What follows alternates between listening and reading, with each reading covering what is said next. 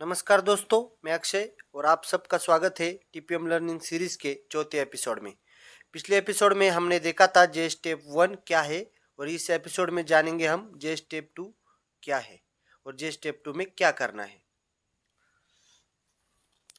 तो जे स्टेप 2 बोले तो counter measures on abnormalities, source of contamination और work on difficult to access area. अब जे स्टेप 1 में हमने मशीन की सफाई की और समस्याएं पहचानी। अब स्टेप 2 में हमें ये देखेंगे कि उन समस्याओं की जड़ कैसे हटाए। उसका उद्देश्य इतना ही है कि सिर्फ अस्थायी मरम्मत नहीं तो समस्या को जड़ से हटाना है, मशीन दोबारा उसी कारण से खराब न हो। उदाहरण के रूप से देखें तो कूलेंट बार बार लीक हो रहा है तो पाइप क्रैक है तो पाइप रिप्लेस करना होगा। अब जे स्टेप 1 में मशीन क्लीनिंग के दौरान लगाए गए रेड टैग्स को एक एक करके सुधार कर हमें हटाना होता है।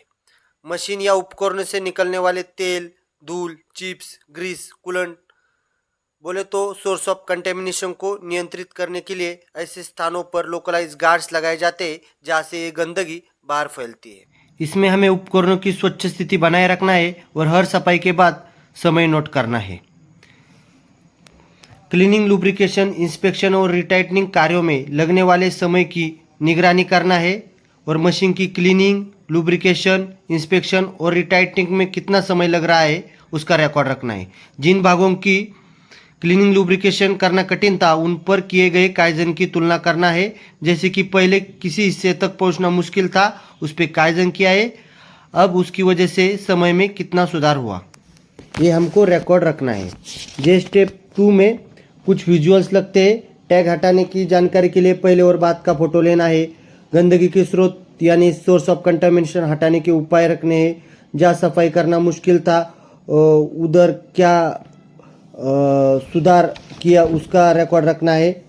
पंप वगैरह की मरम्मत करके टूटे हुए पार्ट की फ़ोटो लेना है। रिपेयर के बाद की फ़ोटो लेना है। कौन सा ब्रश यूज़ किया वो रखना है। तो आज दोस्तों हमने देखा कि जे स्टेप 2, कल हमने देखेंगे जे स्टेप 3, उसमें टेंटेटिव स्टैंडर्ड देखेंगे, वीडियो देखेंगे।